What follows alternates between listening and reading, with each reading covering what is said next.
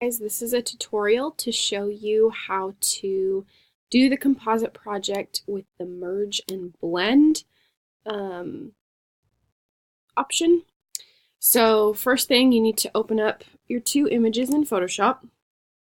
Remember that your two images, once you open them, the tabs to toggle between the two images will be at the top, so you can view them there. Then what you do is you want to grab your move tool and you're going to click on the image that you want to drag onto the other image. You're going to click and drag. I'm still holding my mouse. I hovered over this tab, still holding my mouse, and then I drop it once I get to the actual picture. If you drop it up here or try to drop it on the tab, it will just create a new tab. It won't actually drag it to your image. I am going to rotate this around just for kicks.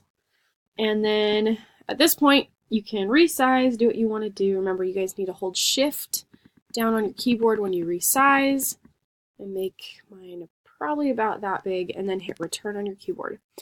I'm going to zoom in so you guys can see what I'm doing. And then what you're going to do is you're going to come over here to your layers panel. Again, if you don't see your layers panel, you want to go up to Window and select Layers. Then all you're doing is right here, this little drop-down menu that says Normal, you're going to switch that and you can kind of look at what the different blending modes will do to your image. So each one will do something different, and you kind of find the one that you like the most, and then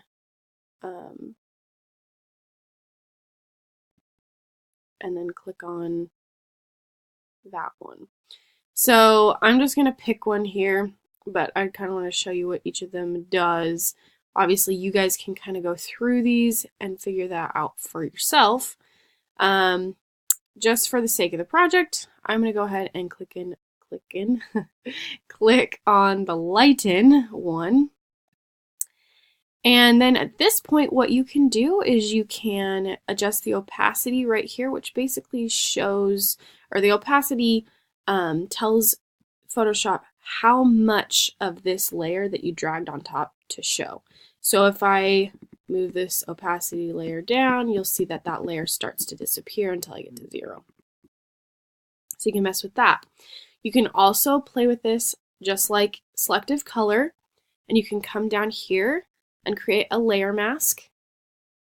Grab your brush tool, and with black on top of white over here in your color swatches, if I were to brush onto her face, that layer of that, the